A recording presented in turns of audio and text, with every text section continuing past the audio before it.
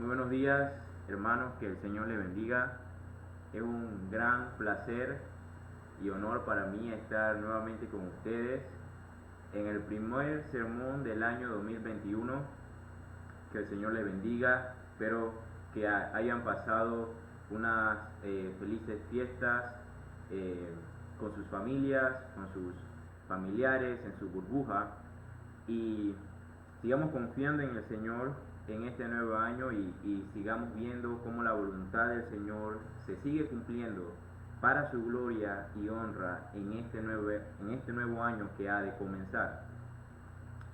Mi nombre es Edgardo López, miembro de la Iglesia Evangélica Hermana de la Esperanza, ubicada en el Coco de la Chorrera. Y en esta mañana hemos decidido entonces continuar con nuestra serie de Primera de Corintios, capítulo 1, versículo del 18 al 31. Empezamos una serie el año pasado, de la cual ya llevamos 3 prédicas, y es una serie expositiva. Estamos yendo a través del libro de Primera de Corintios, y la serie lleva como título La Iglesia Verdadera.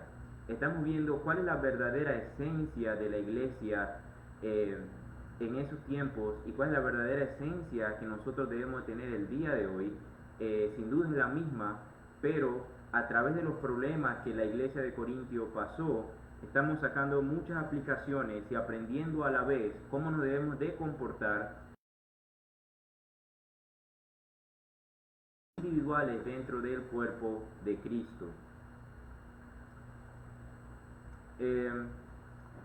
Solamente me gustaría decir brevemente en esta mañana a todos mis hermanos, ya que este es el primer culto de este nuevo año, que sigamos confiando en el Señor y sepamos, hermanos, que la voluntad del Señor se va a seguir cumpliendo. Muchas iglesias toman el último sermón del año pasado o el primero para indagar y deducir cosas que quizás no estén tan claras en la Biblia, y empiezan a ponerle nombre a los años, ¿verdad? Año de la siembra, año de la cosecha, año de esto y de lo otro. Sin embargo, nosotros como cristianos que conocemos a Dios, sabemos que la voluntad de Dios se va a seguir cumpliendo y que la gloria y la honra el Señor la va a seguir recibiendo, no importa lo que pase. En la Iglesia Hermana de la Esperanza vamos a seguir exponiendo su palabra, vamos a seguir confiando en el Señor y vamos a seguir animándonos unos a otros, estimulándonos en el amor de Cristo, para así ser cada día más parecidos a la imagen de nuestro Señor Jesucristo. Es por eso que hemos decidido continuar el la serie de Primera de Corintios, exponiendo la palabra. Sigamos aprendiendo de ella, sigamos siendo receptores de ella y no solamente oidores, pero hacedores. Entonces, sin más preámbulo, hermano, vamos a lo que vamos. Nuestro texto, como ya mencioné en la mañana de hoy, lo tenemos en Primera de Corintios, capítulo 1, versículo del 18 al 31. Y como título le he puesto Cristo, poder de Dios y sabiduría de Dios. Pero antes, oremos, hermanos. Padre nuestro que estás en los cielos, gracias, Señor, por esta mañana, y gracias, mi Dios, por darnos tu misericordia al llegar a un nuevo año. Señor, te pedimos en esta mañana que nos ilumines, que nos llenes de tu Espíritu Santo para poder entender tu palabra y poder aplicarla a nuestra vida. Señor, que seas tú quien hable a través de mí. Señor, prepara los corazones de los hermanos y de todo aquel que nos escucha. Padre, nuestro único deseo es que tu nombre sea honrado, que tu nombre sea glorificado. Señor, confiamos en ti plenamente y sabemos que tu voluntad se va a seguir cumpliendo. Por lo tanto, ayúdanos a aceptarla, cualquiera que sea nuestra situación, gozosos y alegres, sabiendo que tú tienes el control y tú conoces nuestras necesidades. De estas cosas te las pedimos en el nombre de tu Hijo amado Jesucristo y por tu amor. Amén. Amén. De nuevo, nuestro título tiene como nombre Cristo, poder de Dios y sabiduría de Dios. Entonces, por fin, hermanos, vamos a acabar nuestro primer capítulo de Corintios. Ya que sería la cuarta prédica, y como ya antes mencionado, vamos paso por paso, vamos poco a poco, no tenemos apuro, y la idea es exprimir toda la carta de Primera de Corintios lo más que podamos para sacarle el mayor provecho para la iglesia el día de hoy. Entonces, solamente a modo de recorderis, un pequeño repaso, hermanos. Recordemos que la iglesia de Corintios fue fundada por Pablo. Recordemos que Pablo estuvo ahí 1 año y medio predicando. Sin embargo, la iglesia de Corintios era conocida lastimosamente por la cantidad de problemas y pecados que abundaba en esa iglesia.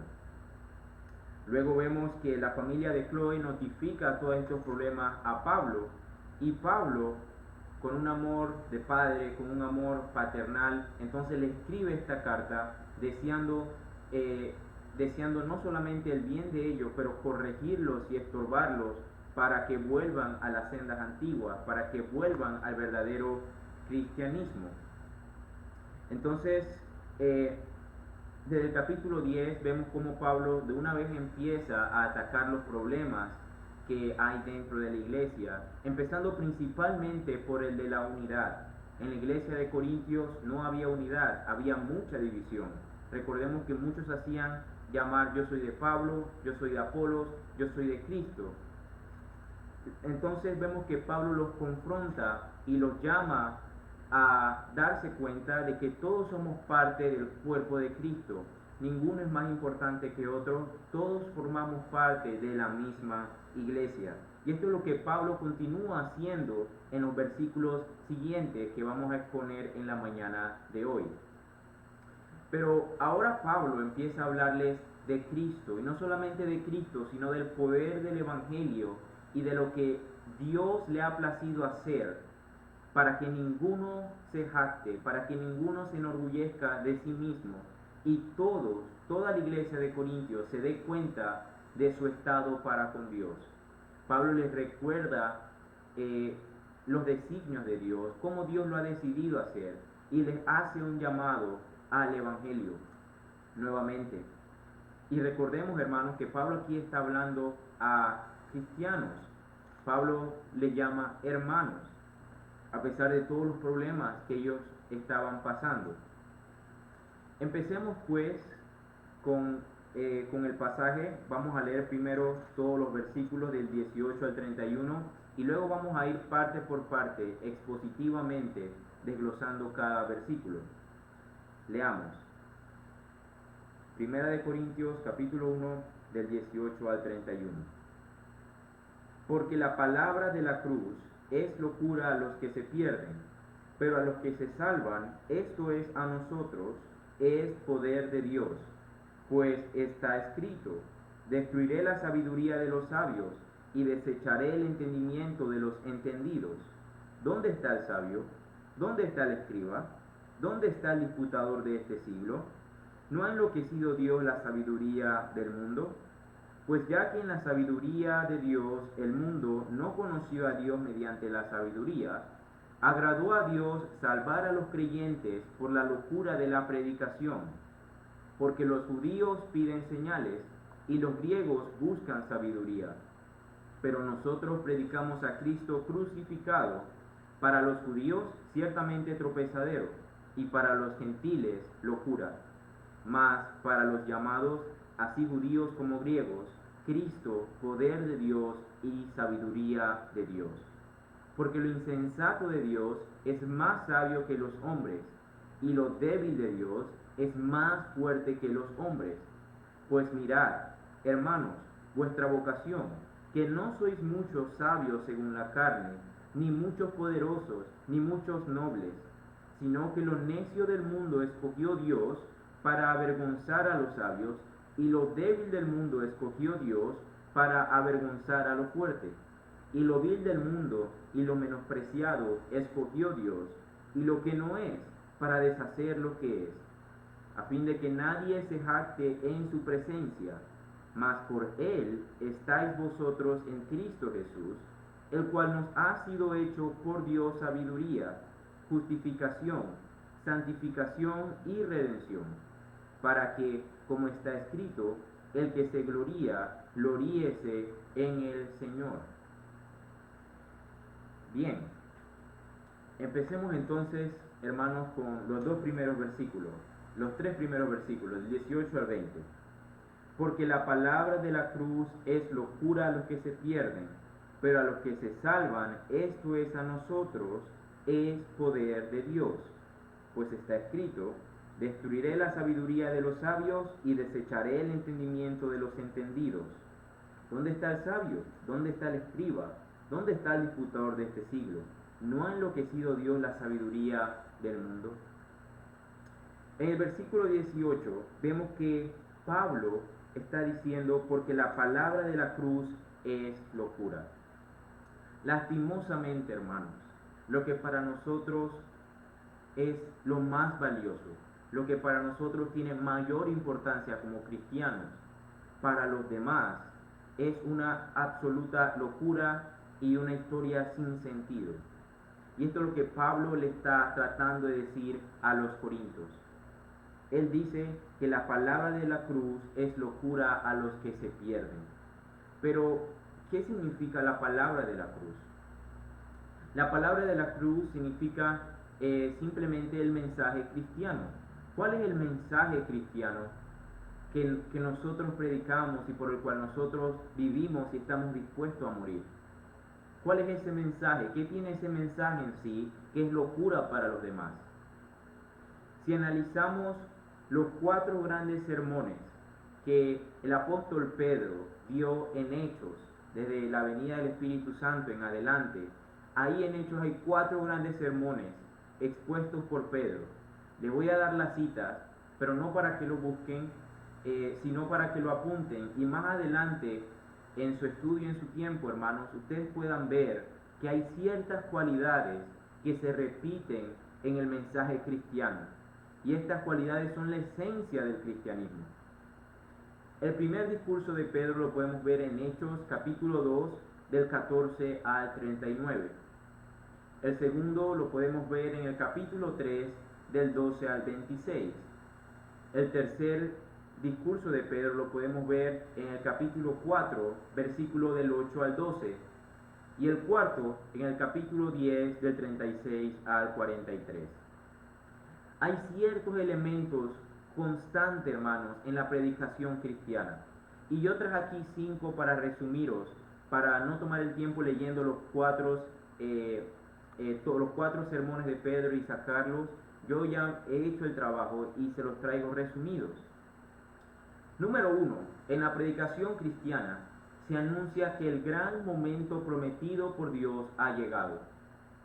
La predicación cristiana anuncia que el Mesías había sido anunciado antes como profecía, la cual se ha cumplido. Número 2. Se presenta un resumen de la vida, muerte y resurrección de Jesús. En los discursos de Pedro, cuando le habla a los varones judíos, a los gentiles, a los fariseos, escribas y griegos, Pedro da un resumen de la vida, la muerte y la resurrección de Jesús. Esto es importante. Número 3. Se afirma que todo eso ha sido el cumplimiento de la profecía. El mensaje cristiano afirma que las escrituras se han cumplido por medio de Cristo, porque el Señor finalmente ha enviado a su Salvador. Número 4. Se anuncia que Jesús volverá otra vez. Vino como cordero, pero volverá como león a juzgar a las naciones. Y número 5, hermanos, el mensaje cristiano invita a los creyentes a que se arrepientan y reciban el don del Espíritu Santo. Estas 5 cualidades, hermanos, las podemos ver en la predicación de Pedro a través de los hechos. Y también nos sirve como nosotros, hermanos, a saber qué tiene que llevar nuestra predicación. familias, a nuestros vecinos, muchas veces nos preguntamos, pero hay tanto personas, hermanos. Sería de tremenda ayuda que usted tenga en mente estos 5 puntos, estas 5 cualidades, porque esto en sí es el mensaje del cristianismo. Esto es lo que nosotros creemos. Y estas 5 cualidades, lo cual para nosotros como creyentes es muy importante, y vemos el poder de Dios ahí, lastimosamente en esas cualidades es donde el que se pierde, hermanos, ve eso como locura. Y es lo que nos está diciendo Pablo. Porque la palabra de la cruz, es decir, el mensaje cristiano, y ya vimos lo que tiene ese mensaje, es locura a los que se pierden. Pero a nosotros, a los que se salvan, esto es poder de Dios. Y luego Pablo en el versículo 19 está citando a Isaías, pues está escrito: destruiré la sabiduría de los sabios y desecharé el entendimiento de los entendidos. Hermanos, este versículo, con el versículo 20, que Pablo dice: ¿dónde está el sabio? ¿Dónde está el escriba? ¿Y dónde está el disputador de este siglo? ¿No ha enloquecido Dios la sabiduría del mundo?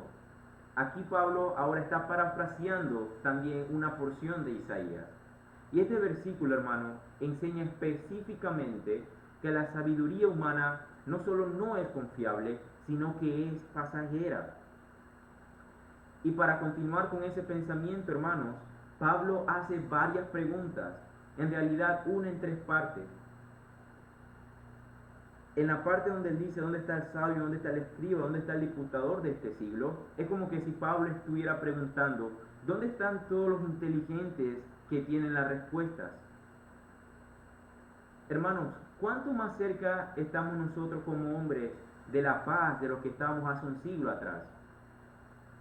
¿Cuánto más cerca nosotros como hombres hoy en día en el siglo XXI, hermanos, estamos de eliminar la pobreza, el hambre, la ignorancia, el crimen, la inmoralidad?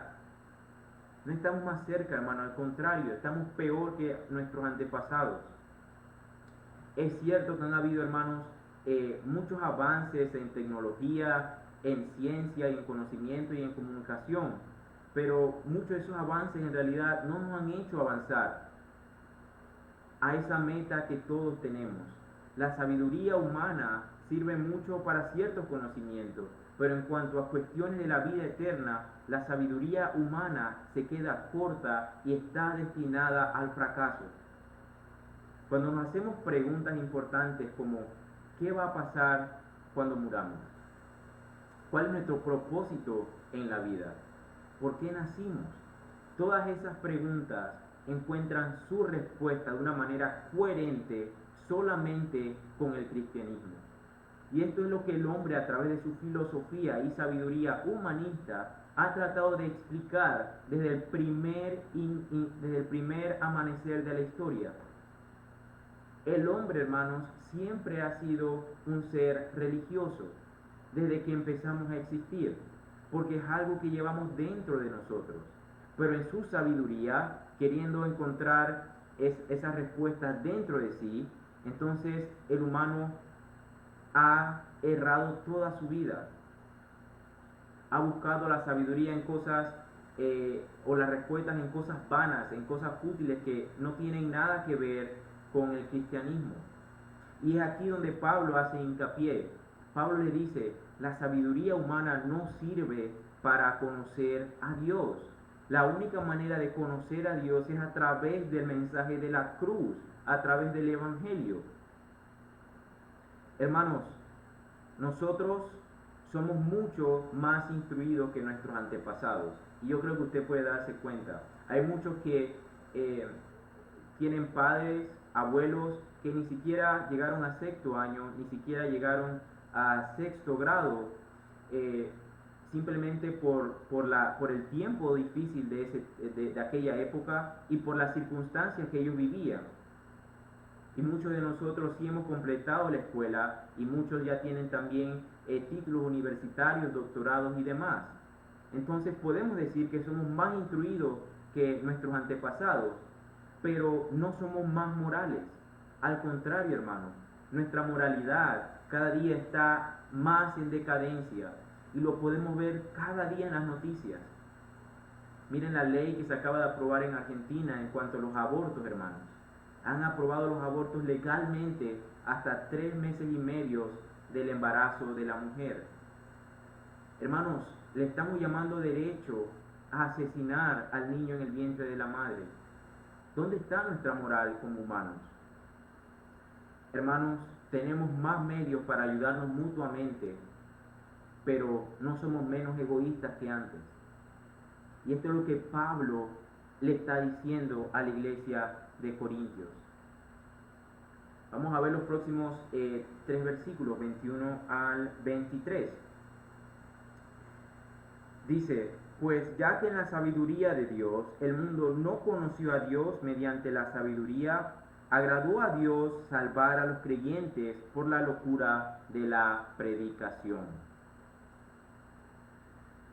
Este versículo, hermanos, parece ser un poco difícil.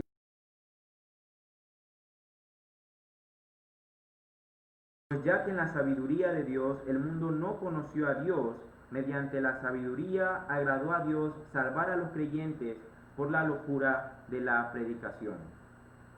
Lo que este versículo, hermanos, lo que Pablo está tratando de decir aquí, es que Dios en su sabiduría vio y se dio cuenta que la sabiduría humana no era capaz de conocerle.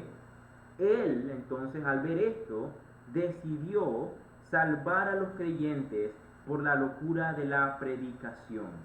Y aquí Pablo está siendo un poco perspicaz, ¿verdad? Cuando dice la locura, está haciendo un poco de picardía a lo que él está diciendo, también para llamar la atención de ellos. Aquellos que lo demás llaman locura, bueno, eso es lo que Dios Todopoderoso y Creador ha designado para salvar a su pueblo. Hermanos, como cristianos estamos totalmente convencidos de que podemos llegar al conocimiento de Dios solamente por su palabra, de que somos salvos y hemos llegado al conocimiento de la luz solamente por la palabra de Dios, por la palabra de Cristo, no por experiencias, no por sueños, no por sentimientos ni sensaciones, solamente por la palabra de Cristo. Entonces, de nuevo, hermanos, poniéndolo en otra traducción para que sea un poco más fácil de entender, voy a leerles el versículo 21 que dice: porque cuando vio la sabiduría de Dios, que el mundo, con toda su sabiduría, no llegaba a conocerle, entonces le plació a Dios salvar a los creyentes por la locura de la predicación. Y Pablo continúa: porque los judíos piden señales y los griegos buscan sabiduría. Pero nosotros predicamos a Cristo crucificado, para los judíos ciertamente tropezadero y para los gentiles locura. Empecemos primero a hablar de los judíos. ¿Por qué el mensaje de la cruz era un problema y sigue siendo un problema hoy en día para los judíos? Hermanos, para los judíos, para el pueblo judío, esto era un escándalo. Y voy a mencionar 2 razones por qué la cruz fue y sigue siendo un escándalo para ellos. Primero, porque ellos eran incapaces de aceptar que el que uno había acabado su vida en una cruz pudiera ser el escogido de Dios. Ellos no podían concebir y todavía no conciben en su mente que Dios pudiera ser clavado en una cruz. Ellos declaran y señalan en su ley, porque Deuteronomio 21-23 dice: maldito por Dios es el colgado. Y como Cristo colgó de esa cruz, para ellos, de una vez, empiezan a creer de que ese jamás pudo haber sido el Hijo de Dios, ni el Mesías prometido, porque su ley dice: maldito por Dios es el colgado. Como Dios colgó de esa cruz, ellos entonces no aceptan que Dios pueda ser maldito. Pero es aquí donde está la esencia del Evangelio, hermano. el Señor hizo maldición a Cristo por nuestro pecado, para pagar nuestras faltas. Entonces, para los judíos, hermanos, el hecho de la crucifixión descartaba definitivamente el que Jesús pudiera ser el Hijo de Dios.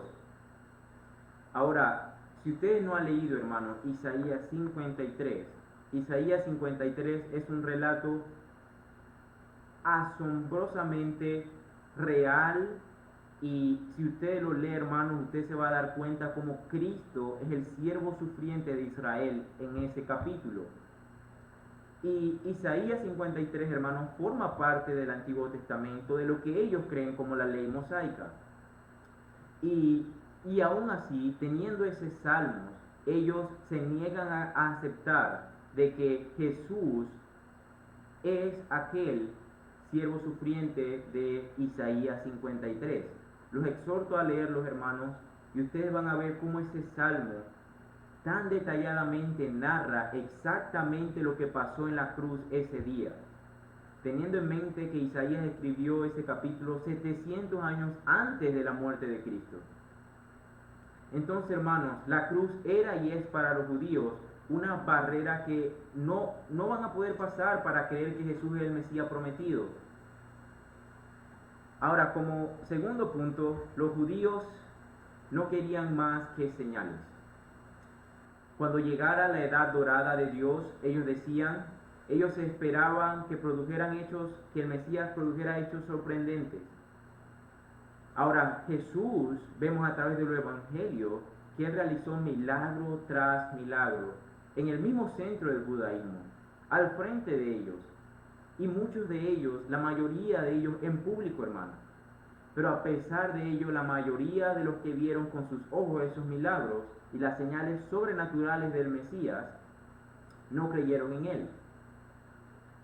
Ellos, cuando veían a Jesús, hermanos, veían a un Mesías humilde y manso, que evitaba intencionadamente todo lo espectacular. Veían a un Jesús que servía a los necesitados y que completamente en nada a la imagen que ellos habían forjado en su mente del escogido de Dios. Y esto nos sirve como una advertencia a nosotros hoy en día.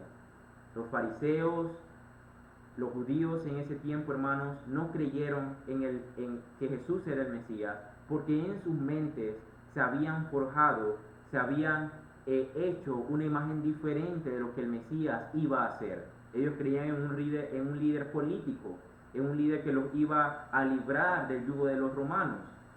Entonces, hermanos, tengamos mucho cuidado en forjarnos una idea de Dios de lo que no es en nuestra mente. Tengamos mucho cuidado en pensar que Dios de que Dios es todo permisible y no va a juzgar a su pueblo. Tengamos cuidado en crear nuestro propio Dios dentro de nuestra mente, hermanos, porque esto fue lo que pasó con los fariseos. El Dios que ellos estaban viendo no era para nada compatible con el Dios que ellos tenían en mente. Entonces, hermanos, cuando vayamos a la Escritura a conocer más de Dios, vayamos sin prejuicios, sin preceptos, solamente dispuestos a aprender lo que nos dice esta palabra acerca de Dios para conocerle más a Él. En otra ocasión también me llama la atención, hermanos, que ya que Pablo nos está diciendo que para los judíos esto era locura porque ellos querían señales, recordemos que un grupo de escribas y fariseos se acercaron a Jesús y le pidieron que le dieran una señal que probara que Él venía de Dios. Pero Jesús, conociendo su insinceridad y su hipocresía, Jesús se negó a darles una señal, al menos la clase de señal que ellos estaban esperando. Quizás estaban esperando que lloviera fuego del cielo, quizás que secara un árbol, algo visible para ellos darse cuenta que era el Hijo de Dios. Pero ¿qué le dijo Jesús? Jesús le dijo: la generación mala y adúltera demanda señal, pero señal no le será dada, sino la señal del profeta Jonás. y esta señal representaba su crucifixión y su resurrección. Y qué lamentable, hermanos, que la mayoría de ellos no creyó, aunque se le dio la más grande de todas las señales, que fue la muerte y resurrección de Cristo. Entonces, cuando ellos pedían más señales, hermanos, simplemente era una excusa para acomodarse en su incredulidad. Ellos no querían creer, ni iban a creer por más señales que le mandasen. Es como la historia del rico y Lázaro, que el rico pidió volver a su familia para decirle que, como un fantasma, para decirle que crean que esto es real. Pero se le dijo al rico, ni aun aunque vayas de los muertos, no van a creer. Hermanos, los judíos no creyeron, no porque había falta de señal, porque la más grande se le dio, sino que en su incredulidad nunca desearon creer verdaderamente. Por otra parte, tenemos a los griegos,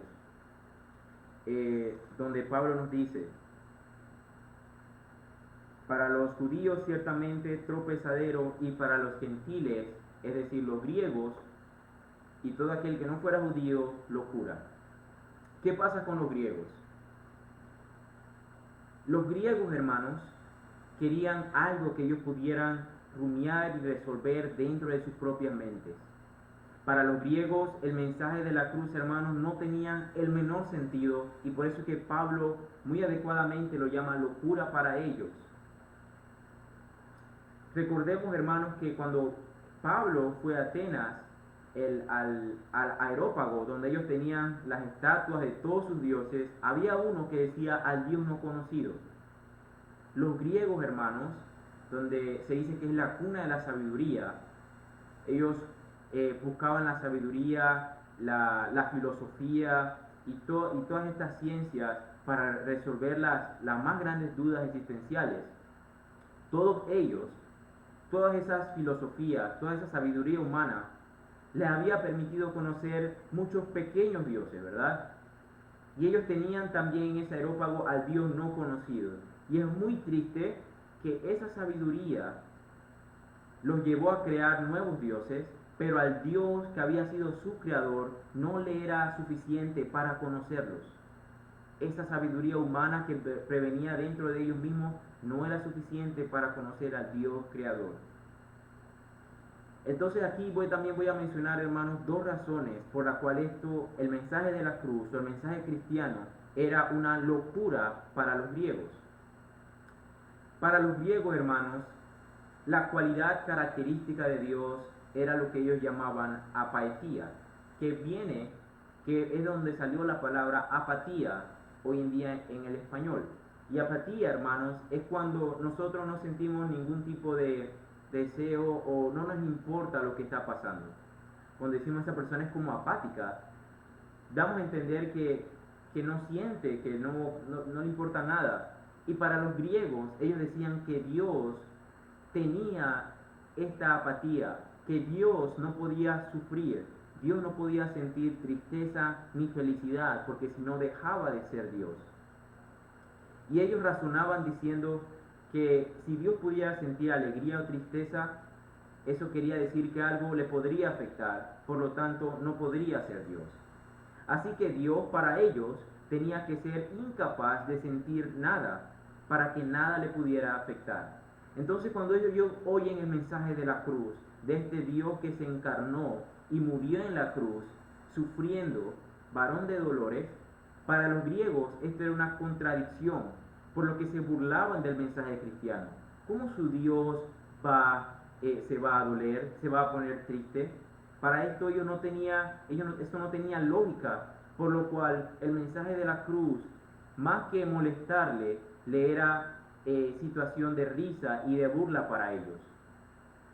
Y como número 2, los griegos tampoco eran sinceros. Cuando Pablo estaba en Atenas, él descubrió que los filósofos griegos no estaban interesados, hermanos, en descubrir la verdad, y especialmente la verdad relacionada con Dios. Ellos estaban más interesados en escuchar y discutir acerca de ideas y problemas nuevos y fascinantes cada día. Esto era para ellos el pan nuestro de cada día. Cada vez que sonaba algo nuevo, ellos les gustaba eso, porque filosofaban y no llegaban a ninguna conclusión. Y Pablo, o el escritor de Hechos, lo relata en el capítulo 17, versículo 21, cuando Pablo está en Atenas diciendo: porque todos los atenienses, es decir, los griegos, y los extranjeros residentes allí, en ninguna otra cosa se interesaban, sino en decir o en oír algo nuevo. Ellos no estaban interesados, hermanos, en buscar la verdad eterna para creerla, aceptarla y seguirla. La sabiduría que ellos buscaban, hermanos, no era la sabiduría divina y eterna, sino una sabiduría humana y temporal.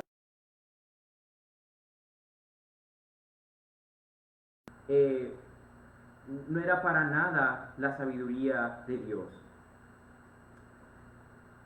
Hay una palabra que es de donde viene la palabra sabio, que se originó en el griego, y esta palabra es sofista, que en un principio es una palabra buena, que llega a significar una persona lista de mente y astuta de lengua. Muchas personas llamaban a estos filósofos y sofistas acróbatas intelectuales. Ellos hablaban con mucha versatilidad, con mucho de nuevo. Ellos eran oradores, expertos en retóricas. Ellos eran capaces de presentar un mal como un bien. Así de versados eran para el hablar. Como los vendedores hoy en día, hay muchos vendedores, cierto, que son increíblemente buenos. Ellos te roban lo que tú tienes y te lo venden a ti. Y tú ni siquiera te das cuenta y se lo compras. De la misma manera, estos griegos eran sagaces para la retórica y para la oratoria. Y hay un filósofo griego llamado Dion Crisóstomo que describe a este tipo de gente como lo siguiente: ellos croan como las ranas en el pantano, son de los más miserables, porque aunque ignorantes, se creen sabios. Hermanos, ellos llegaban a decir palabrerías, se pasaban su vida discutiendo cosas sin sentido, pleitillos, pero les gustaban. ¿Por qué? Porque tenían seguidores que soportaban su movimiento, se discutían entre ellos, debatían entre ellos, pero todo lo que discutían eran pleitillos sin sentidos. Filosofaban en cosas vanas y no en lo que verdaderamente nos importa, o nos debería importar, que es nuestras almas. Entonces, por esto también era una locura a los griegos. El mensaje de la cruz, hermano, no era compatible con lo que ellos creían, con lo que ellos habían forjado de Dios. Sigamos leyendo, versículos 24 y 25. Mas para los llamados, así judíos como griegos, Cristo es poder de Dios y sabiduría de Dios, porque lo insensato de Dios es más sabio que los hombres, y lo débil de Dios es más fuerte que los hombres. En el versículo 24, hermanos, Pablo está diciendo que aquel que es un tropezadero para el judío incrédulo es un salvador para el que cree. Pablo está diciendo que aquel que es locura para el gentil es redentor para nosotros que creemos. Y es lo que le está diciendo a la iglesia de Corintios: no confíen en sabiduría humana, confíen en el Evangelio y en la palabra de Cristo. Ahora, versículo 25 es muy interesante. Pablo dice: porque lo insensato de Dios es más sabio que los hombres, y lo débil de Dios es más fuerte que los hombres. ¿Qué significa todo esto? Al mencionar lo insensato y débil de Dios, el apóstol está hablando, por supuesto, desde una perspectiva incrédula, como ellos veían a Dios, como algo insensato, como algo débil. Pero irónica y trágicamente, hermanos, la parte del plan de Dios que parece más ridícula e inútil desde el punto de vista natural, muestra en realidad su más grande poder y sabiduría. Hermanos, mucha gente se burla de la cruz. Mucha gente no concibe y no cree cómo Cristo pudo resucitar de entre los muertos. cómo Cristo, cómo eso significó la redención para todo el pueblo escogido, cómo Dios se va a hacer humano. Todos estos temas, hermanos, son motivo de burla para todo aquel que se está perdiendo. Pero nosotros como cristianos debemos saber que todos esos temas es donde encontramos nuestro mayor gozo, felicidad, y donde las respuestas son, donde las preguntas son respondidas, hermanos. El Señor murió por los pecadores. Gloria a Dios. También, hermanos, Pablo aquí en este versículo, Pablo está diciendo que es como si Pablo estuviera diciendo que aun si Dios poseyera alguna clase de necedad, sabemos que no puede ser así porque Él es Dios, todo lo que Él hace es sabio y perfecto, pero aún si Dios poseyera alguna clase de necedad, esa parte de necedad sería más sabio que todo lo más sabio del hombre. Y está diciendo también, y si fuera posible que Dios tuviera alguna debilidad, eso sería más fuerte que la mayor fortaleza que el hombre podría obtener, o que toda la fuerza de los hombres juntas. Sabemos que el Señor es todopoderoso, pero Pablo los está llevando a pensar, hermanos, si es posible que Dios tenga algo débil, esa parte débil es más fuerte que toda la fuerza de los hombres, que toda la fuerza de las máquinas juntas. Hermanos, el poder de Dios es verdadero poder porque significa algo y logró algo en la cruz. No es de los hombres, pero es ofrecido para los hombres. Es el poder de la salvación del pecado, de la liberación de Satanás, de la vida en la misma presencia de Dios por toda la eternidad, hermanos. Y ahora vemos en los siguientes versículos 26 a 28. Pues mirad, hermanos, vuestra vocación, que no sois muchos sabios según la carne, ni muchos poderosos, ni muchos nobles, sino que lo necio del mundo escogió Dios para avergonzar a los sabios, y lo débil del mundo escogió Dios para avergonzar a lo fuerte. Lo vil del mundo y lo menospreciado escogió Dios, y lo que no es, para deshacer lo que es. Hermanos, es como Pablo le está diciendo que ustedes saben qué clase de personas eran cuando Dios los llamó, de tiniebla a luz. Ustedes saben que Él no les aceptó como sus hijos porque ustedes eran brillantes o porque había una cualidad en ustedes diferente a los demás, sino que ustedes fueron aceptados a pesar de lo que eran. Y Pablo está llevándolos ahora, y vamos a ver eso en el siguiente versículo. ¿Cuál es el propósito de este designio de Dios? ¿Por qué Dios, hermanos, lo ha decidido así? ¿Por qué Dios ha decidido, como dice el versículo 27, por qué Dios ha decidido que a lo necio del mundo se le ha dado esta salvación para avergonzar a los sabios? ¿Y por qué Dios ha escogido a lo débil para avergonzar a los fuertes? Hermano, Él está diciendo que ellos fueron salvados a pesar de sus pecados, a pesar de sus malas cualidades, y no debido a ellas. Algunas veces, hermanos, las cualidades se pueden convertir en un obstáculo para llegar al conocimiento y la salvación de Dios.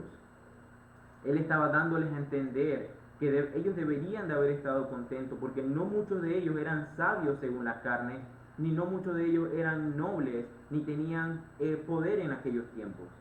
Recordemos que más adelante Pablo les dice, porque la iglesia de Dios no está compuesta por adúlteros, fornicarios, mentirosos, robadores, ladrones. Y luego Pablo dice, y todo esto eran ustedes, pero ahora han nacido de nuevo. Y Pablo le está recordando todo esto, que ahora son cristianos solamente porque Dios le ha placido escogeros por su gracia y misericordia. Nada de lo que ellos habían hecho en toda su vida era necesario, o era sinónimo, o era un impulso para Dios para escogerlos para salvación. Entonces, hermanos, la sabiduría. Y muchas veces, como ya mencioné, nuestras cualidades son un impedimento para llegar al Señor. Hermanos, habilidades, pero que ha confiado en Cristo Jesús como su Salvador, aunque ese creyente quizás nunca ha tenido un título universitario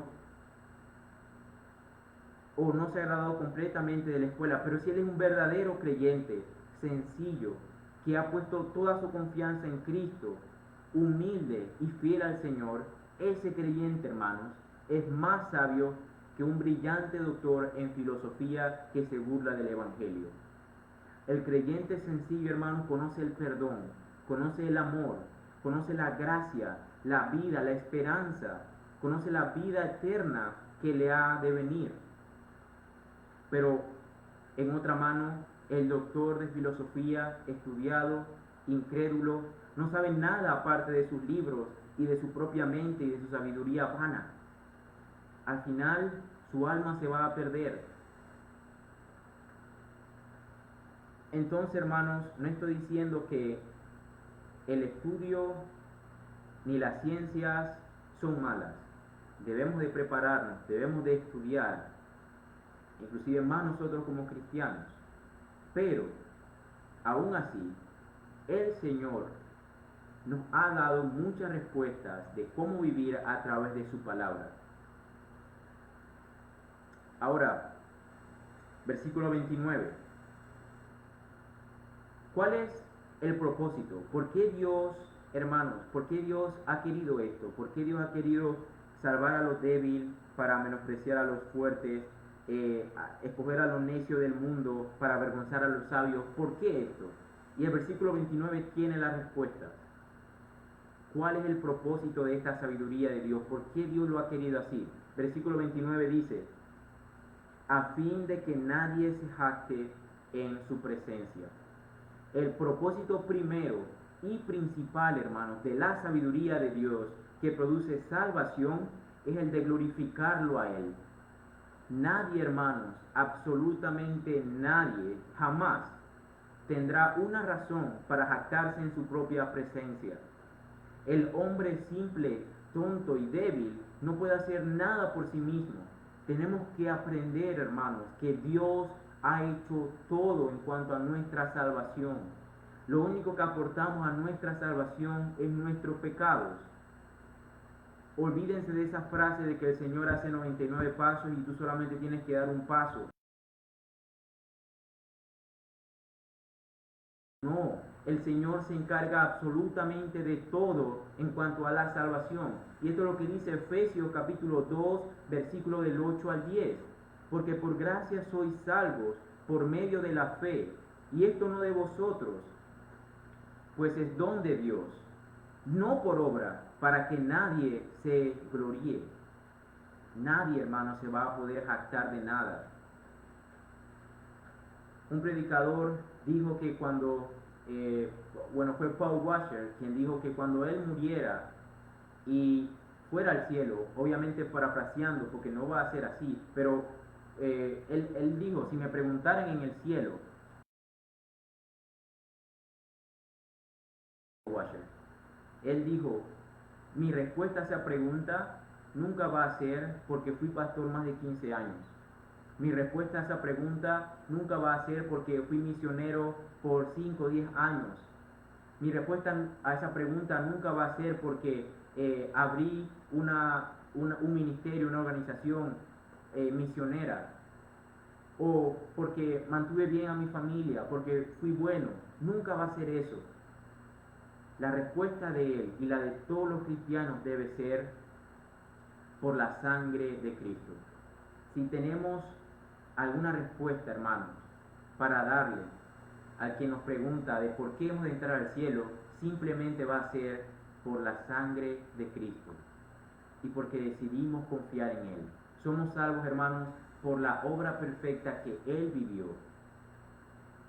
Entonces, esto es tremendo, hermanos. Pablo los está llevando ahora y como les dije antes, les está conduciendo a darse cuenta de que ellos no han hecho nada, de que no se pueden jactar de nada, sino que todo el trabajo es de Dios. para que no se jacte nadie. Versículo 30-31. Mas por él estáis vosotros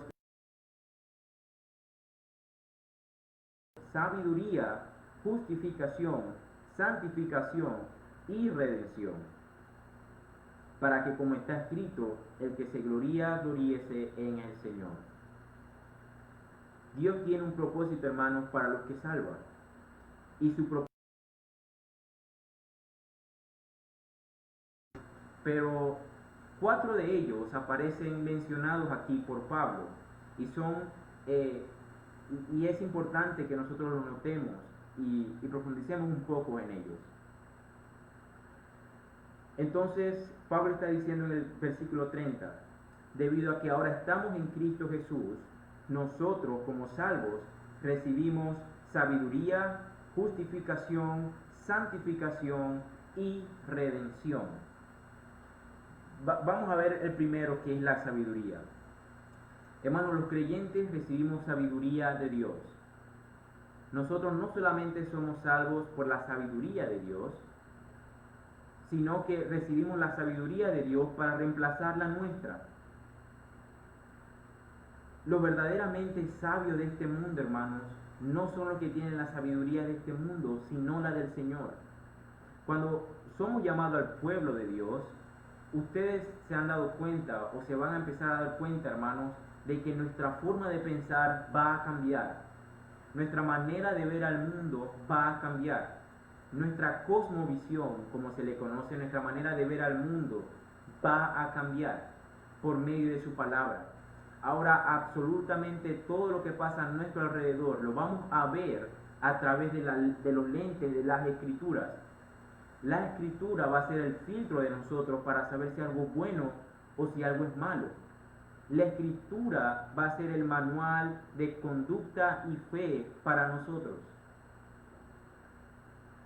Ahora ocurre algo muy lamentable hoy en día en la iglesia del Señor. Y lo que pasa es que el antiintelectualismo se ha filtrado en las iglesias. Los cristianos no queremos estudiar. Los cristianos no queremos leer. Los cristianos no queremos estudiar, profundizar, escudriñar la Biblia. Pensamos que agarrar 5, 10 minutos leyendo un capítulo es suficiente. No, hermanos, profundicémonos en ella. Usted tiene preguntas o tiene problemas en su matrimonio. Hermanos, nosotros como cristianos deberíamos de ser los expertos en estos temas. La Biblia habla mucho de muchos temas importantes, muy relacionados con nuestra vida.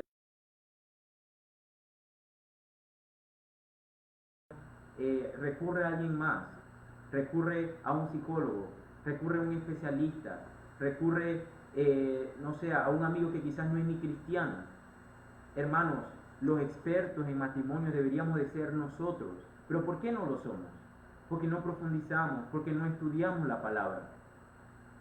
Hermano, usted tiene preguntas, le gustaría llevar una mejor finanza en su hogar en cuanto a la economía. Hermanos, estudie la Biblia, busque la Biblia. Es cierto que la Biblia no va a responder preguntas aritméticas ni te va a responder cómo ocurre la fotosíntesis, pero la Biblia tiene principios para cada ciencia. Hermanos, y nosotros, nuestro deber es usarla bien y sabiamente. También el antiintelectualismo nos ha llevado a pensar que el estudio es malo, hermanos, y no es así. Preparémonos en cualquiera que sea nuestra área de estudio, en la universidad, en la ciencia, en las leyes, la medicina, la aviación, la ingeniería, la logística, contabilidad, y vea su ciencia, hermanos, a través de la Biblia, y usted va a ver que no es mala ni se va a contradecir. La ciencia, hermanos, no contradice a la palabra.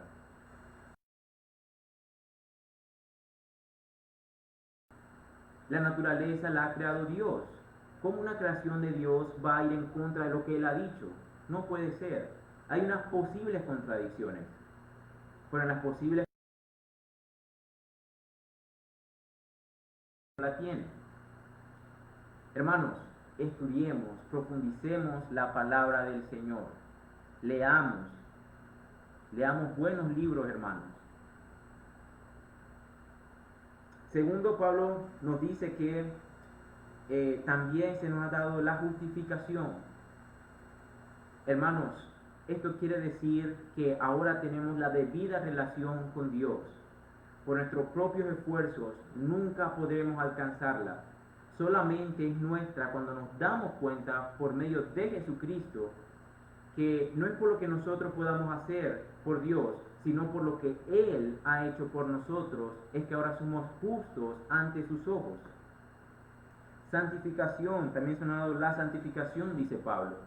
En Cristo somos apartados, somos hechos santos. En Cristo somos declarados justos y santos. Cuando recibimos la naturaleza de Cristo, recibimos también una simiente incorruptible, la simiente que no es ni puede ser corrompida habitualmente por el pecado. Ahora, al estar lo carnal todavía presente en nosotros, al habitar en este cuerpo todavía, lamentablemente podemos caer en pecado, pero no con regularidad. Y la meta del cristiano es no caer y ser perfecto como nuestro Jesús ha sido perfecto, sin pecado. Entonces, al ir madurando espiritualmente, hermanos, usted se va dando cuenta cómo la frecuencia del pecado va a menguar en su vida, porque es un proceso, la santificación es un proceso. Y por último, Pablo nos dice que ahora tenemos redención, hemos sido redimidos. Y redención, hermanos, significa pagar el precio. Dios nos ha comprado mediante Cristo del poder del pecado. Cristo ha dado, hermanos, las aras de nuestra herencia hasta la redención de la posesión adquirida para alabanza de su gloria. Efesios 1:14. Entonces, hermanos, sepamos que tenemos todas estas cosas. Pedro también nos recuerda en Primera de Pedro, capítulo 1, del 18 al 19, rescatados de vuestra vana manera de vivir, no con cosas corruptibles como oro o plata, sino con la sangre preciosa de Cristo. ¿Para qué? Versículo 31. Para que, como está escrito, el que se gloría, gloríese en el Señor. Hermanos, la sabiduría es una de estas cosas que hemos visto. No puede producir, no puede hacernos santos ante Dios y no nos puede redimir de nuestro pecado. La sabiduría humana solo puede generar orgullo, incomprensión, conflictos y muchas veces divisiones. Jeremías, como había escrito hace cientos de años antes de que Pablo lo citara, el que se gloría, gloríese en el Señor. Y luego Pablo dice, pero lejos esté de mí gloriarme, escribió a los Gálatas, sino en la cruz de nuestro Señor Jesucristo. Cristo, hermanos, es verdadero poder de Dios y verdadera sabiduría de Dios. Oremos. Padre nuestro, gracias, Señor, por este tiempo que nos has permitido en escuchar tu palabra, Señor. Gracias, Padre, por habernos escogido a nosotros, lo más necio, lo más bajo, lo más vil de este mundo para salvación. Señor, y de esa forma sabemos que no tenemos nada en que gloriarnos, no tenemos nada en que jactarnos a nosotros mismos, Señor. Toda gloria y toda honra solamente es para ti. Toda la obra de salvación es tuya, Señor, y te damos gloria y honra por eso. Gracias por mis hermanos del Maná, por los amigos que se conectaron hoy a escuchar la prédica. Te pedimos, Señor, que ahora lleves estas palabras a nuestros corazones para ponerlas en práctica, Señor. Que podamos entender que la sabiduría humana, Señor, no es suficiente y se queda corta para conocerte a ti. Es necesario el Evangelio, es necesario el mensaje de la cruz en nuestra vida. para darnos cuenta de quién eres tú y de cuál es tu voluntad para nosotros. Gracias, Señor, por tu amor y por tu misericordia. Ayúdanos ahora a pasar un resto del día centrado en ti, meditando en tu palabra. Gracias, mi Dios. Todas estas cosas te las pedimos en el nombre de Jesús y por tu amor. Amén. Que tengan una hermosa tarde, hermanos, y que el Señor les bendiga.